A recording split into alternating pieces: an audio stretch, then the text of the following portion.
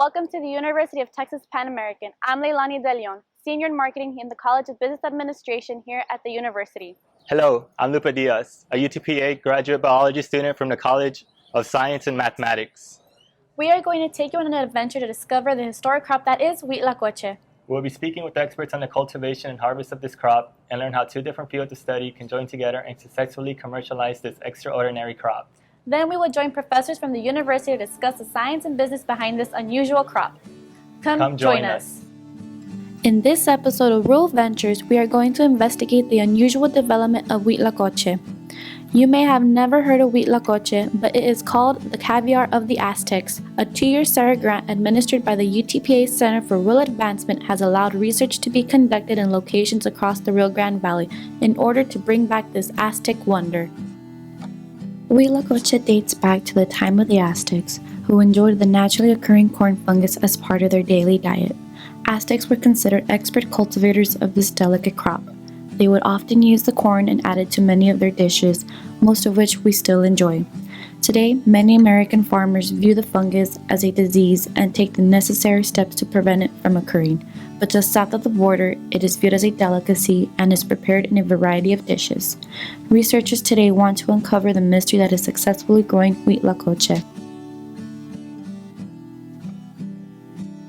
The method of producing the Huitlacoche inoculant in a lab is a little complicated, but I will briefly run you through the steps. Eumatus fungal cultures are usually freeze-dried and stored at -80 degrees centigrade in special ultra-low temperature laboratory freezers. To produce the required Huitlacoche inoculum, potato dextrose agar plates are inoculated with Eumatus strains from storage. Both an A1B1 and A2B2 strain of Eumatus are allowed to grow for a week in separate agar plates. After a week, 2 potato dextrose broths are prepared in separate flasks. The Eumatus from the agar plates are inoculated into the broths, one seeded with an A1B1 strain and the other with an A2B2. The flasks are incubated at room temperature for 18 to 24 hours, and then further diluted into a fresh broth. Still keeping the 2 strains separate, the inoculum is again incubated for 12 to 18 hours at room temperature. After incubation, the 2 strains are finally mixed at a 1:1 ratio immediately before use, providing a single inoculum. To prevent any sort of contamination, it is critical that this procedure is done in a lab with a laminar flow hood and that all items used are sterile. There are several methods to introduce the Huitlacoche strain to the corn, but one that has proven to be most successful to researchers is the inoculation of the ear of corn. That is, directly injecting the ear of corn with the Huitlacoche spore. Those ears injected with the spore are identified and will later be checked on to see if the Huitlacoche spore has attached itself to the corn. One by one, each ear is injected with the Huitlacoche strain. It is not a guarantee that each ear of corn will contract the strain, but the likelihood that it is using this method is great. How long it really takes for Huitlacoche to develop is still unknown. According to previous experiences, researchers estimate it takes about 16 days for the spore to fully attach itself and grow to become what we know as Huitlacoche. It is rather tricky to determine when to harvest the corn. Harvesting too early and Huitlacoche will not be good enough to consume. Harvesting too late and the Huitlacoche are spoiled, turning into a black powder substance. If that were to happen, the whole crop will be lost.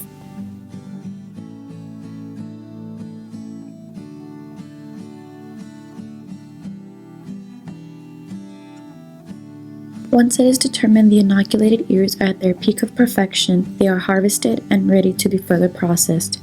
This can be a lengthy process. Each ear of corn is harvested, examined, and weighed with the Huitlacoche still attached. Then, Huitlacoche gulls are removed and weighed on their own.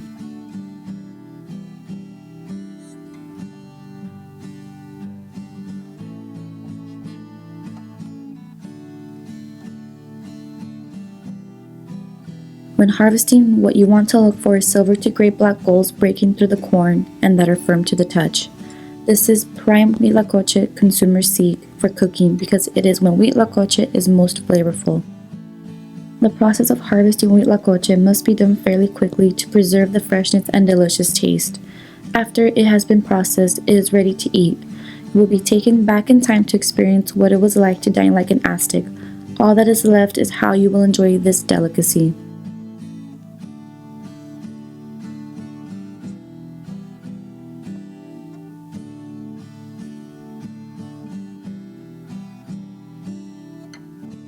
The interest in specialty foods has been an emerging market.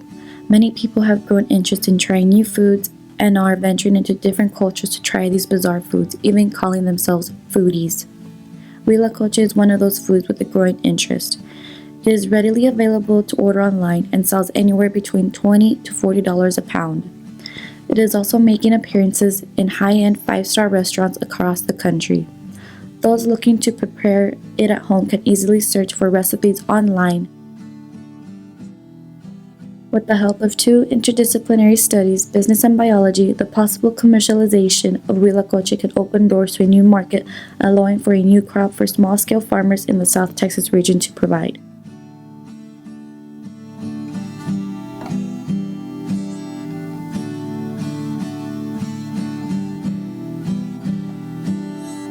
Up next, we will be sitting down with professors from the university to discuss the possible commercialization of Huitlacoche.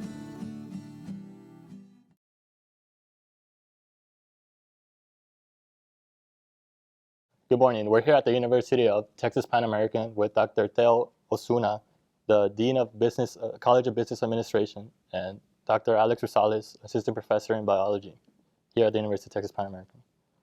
We'll be discussing the production of Huitlacoche and the eventual commercialization of it. We've been working with Huitlacoche through a demonstration site in Lyford, Texas, and we yielded successful results. We yielded 100% inoculation in corn, but we ran into issues. An issue that arose during the most recent cultivation of Huitlacoche was the requirement of a laboratory to produce a pure strain of inoculant. How would this impact a producer who would like to begin cultivating Huitlacoche here in the RGV? The requirement of a lab clearly is a huge hurdle. You know, where the way that Huitlacoche has been tested, at least here in the U.S., is that you need to have a way to culture the Huitlacoche. Usually, it's done on a medium, like a dextrose agar medium. And then you take that and make a broth in which you, as you mentioned, you've been like inoculating directly into the corn. Now, clearly, most producers, especially small-scale producers, won't have that. So do you have any possible solutions for this problem that you could really suggest? Well, yeah, I mean, you see that clearly they need some sort of association with an institution that has those facilities. And really, when it comes down to that scale, you would need a group of farmers who really are dedicated in terms of like a cooperative, for example, and that you can provide that service to a cooperative of farmers. So going on with with the characteristics of it, I mean, it differs from other fungus. What environmental characteristics in the Rio Grande Valley would make this a suitable product to be grown here? Well, I mean, like most fungi, they require a little bit of heat, a little bit of humidity. Of course, there's a lot of microclimatic conditions that happen. You know, I mean, clearly there's a relationship between the Huitlacoche fungus and the corn, and they often grow underneath the husks of that corn. And inside there's a different microclimate. You know, so I mean, I don't doubt that the Rio Grande Valley could be suitable for Huitlacoche growth. So we would have to look at more than just the environmental conditions, rather. Sure, I mean, heat and humidity. I mean, if it's just heat and humidity, we can grow it in a lab, right? I mean, but that's not the case. I mean, you know, Huitlacoche is one of these naturally reared organisms. So, you know, it's a little bit more than just looking at where it's hottest and humid. Okay, so say we do successfully inoculate Huitlacoche, can this harm commercial corn production, as in the spreading of the spores? It's interesting because you know, Huitlacoche, as I mentioned, is considered a corn pest. You know, so throughout the Corn Belt, I mean, the USDA has spent millions of dollars trying to fight it as a corn pest. Right.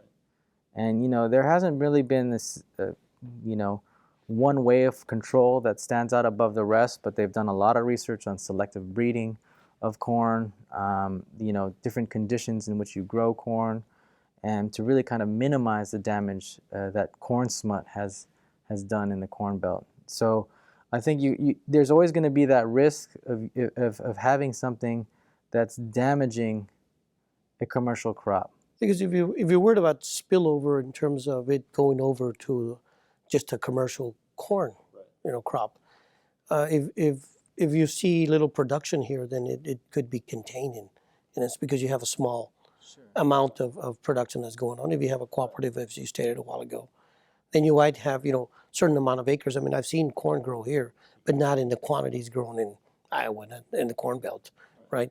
So that might be not a big issue in terms of spillover because you have a much more contained area. So Huitlacoche goals actually have a 2 to 3 day harvest interval.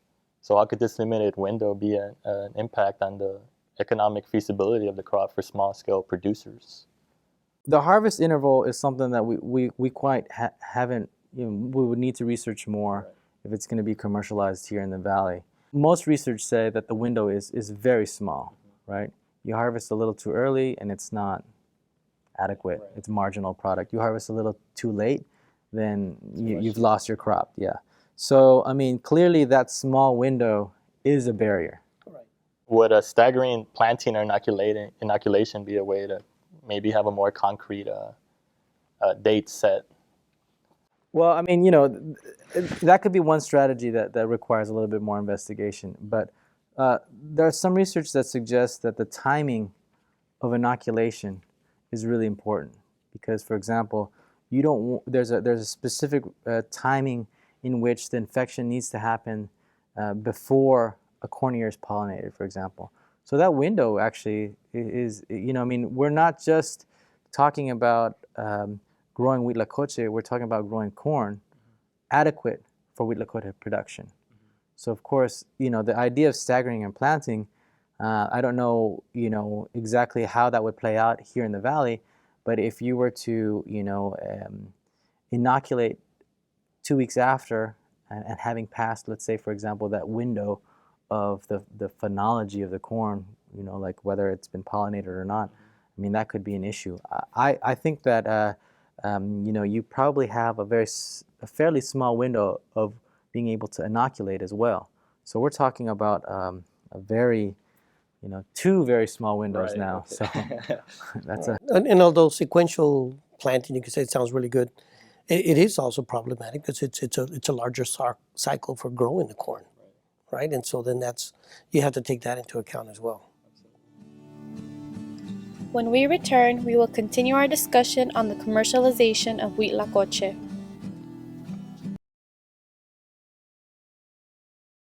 Kind of to sum it up here for the biology side, should producers consider selling fresh Huitlacoche?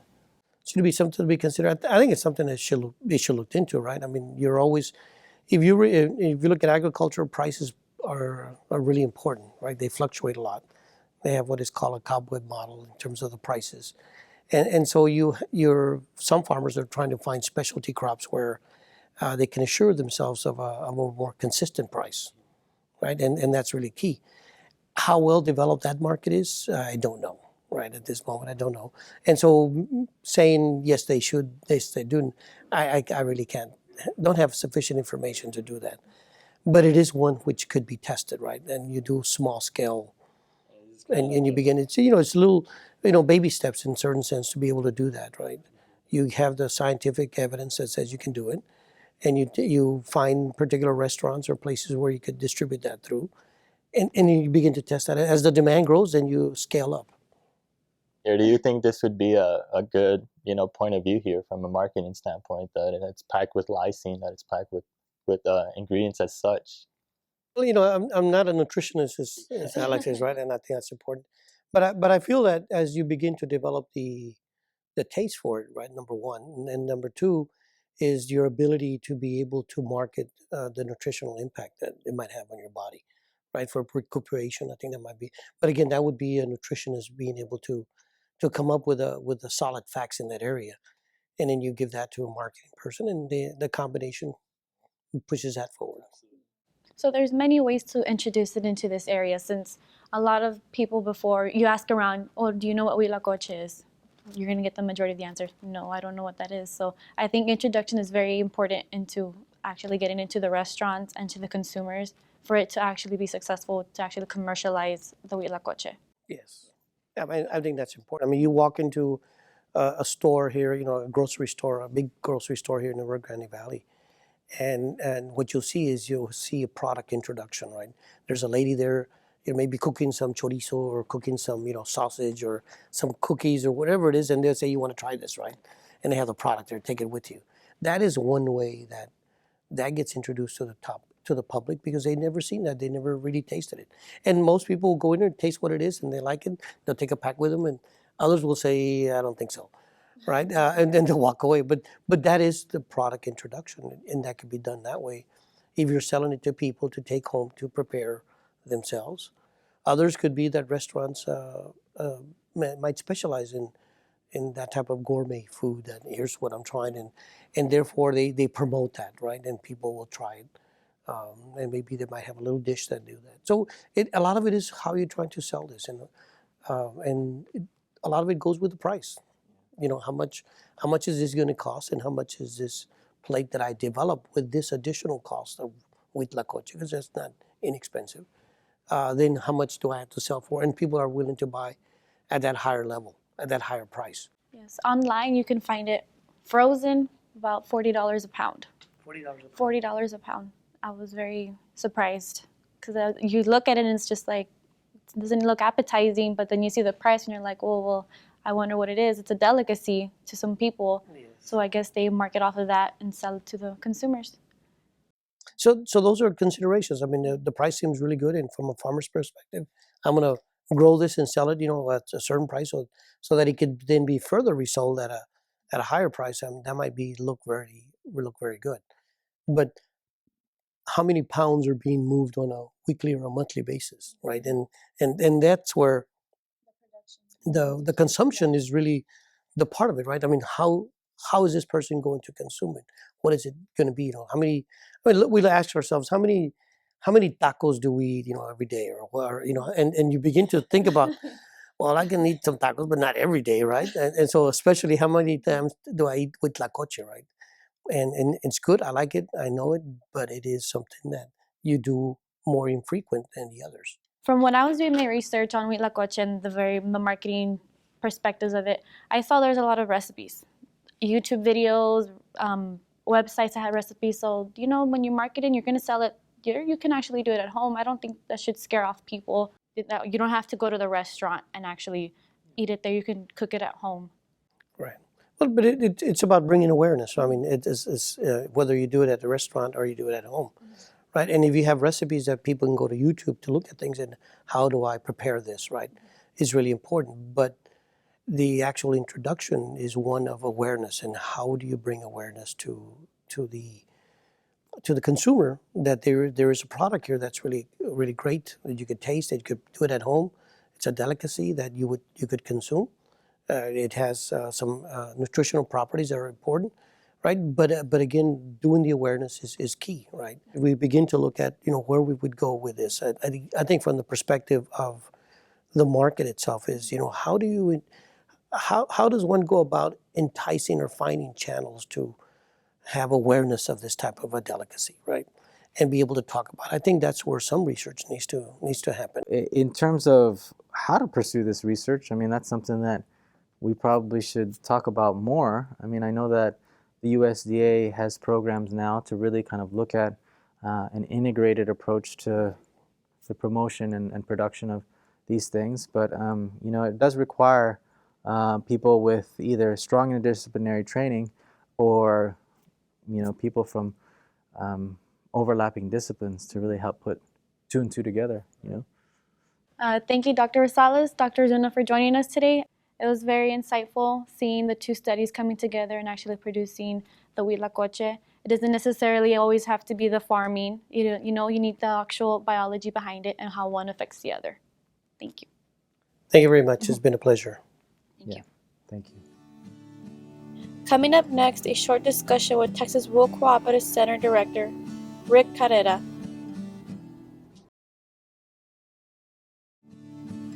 Huitlacoche is a specialty crop with a complex nature. How to cultivate it successfully is still unknown. The requirement of a lab is an important component for growing Huitlacoche in the field and then to essentially commercialize it.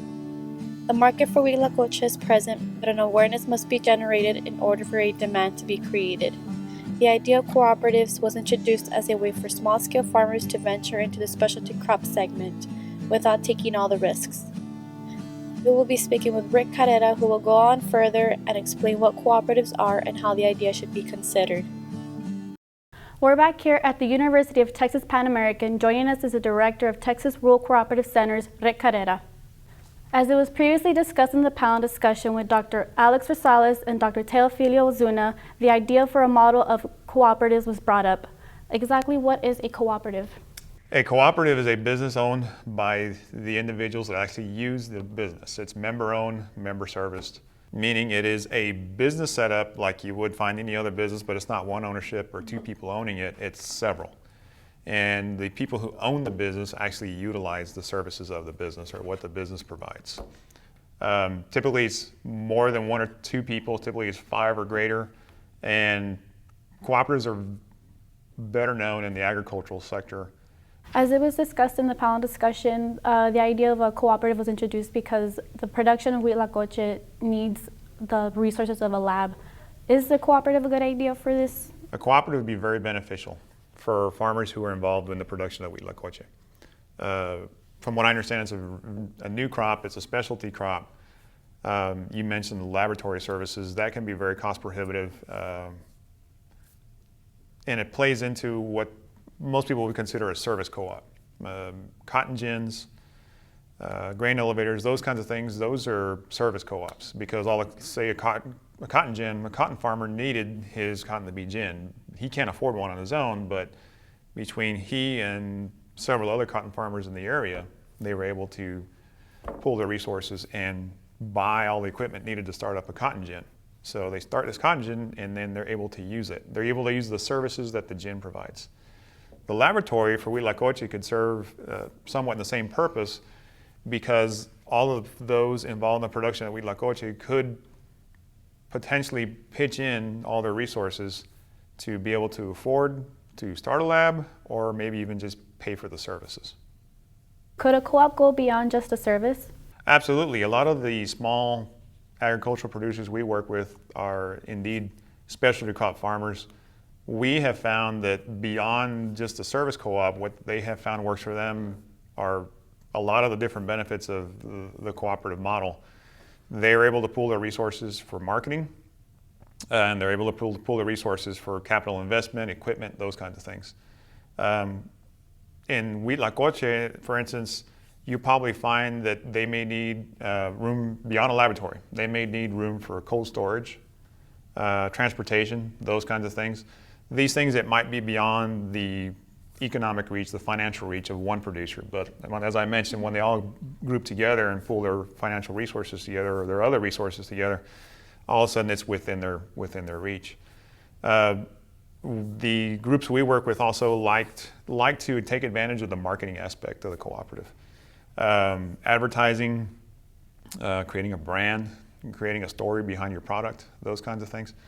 For a lot of the small specialty crop producers we work with, it's beyond their reach, not just from a financial standpoint, but from a time standpoint. They don't have the time to invest to develop logos and develop marketing pitches and develop a brand name and develop their position within the market, those kinds of things. So when they form this cooperative, they can pull their resources to either pay for those services or more often than not, some of the smaller co-ops we work with, they have somebody within the co-op who's just naturally gifted or they have a natural ability to go out and market and pitch and do those things. Mm-hmm. So let's just say if it was me, I'm a small producer, I'm in a co-op and I don't have the time or I really don't care to put together a logo or any of those kinds of things, but if I'm working with somebody else who's maybe got a family member who really likes to do that kind of stuff, because I've partnered with that person, now that's within my reach. I have that within my access because I'm a member of that cooperative. So we talked about what a cooperative is and how that model can be beneficial to groups of people or small-scale farmers that lack the resources in actually creating something. Mm-hmm. Those interested in starting up a cooperative can contact who? Any one of the staff members of the Texas Rural Cooperative Center. The easiest way to reach us is by phone, 956-665-7528. You can find us on Facebook. You just if you get into Facebook, look for Texas Rural Cooperative Center. We do have a website. It's www.utpa.edu/trcc. The email address is trcc@utpa.edu. Thank you for joining us today. It's good to see how cooperatives can help in the production of Huitlacoche. You're very welcome. That was a great learning experience. I agree, Leilani. It's great to see the efforts of local researchers and the university to discover the mystery that is Huitlacoche. Thank you for joining us for Rural Ventures. I'm Leilani de Leon. And I'm Lupe Diaz. See you next time.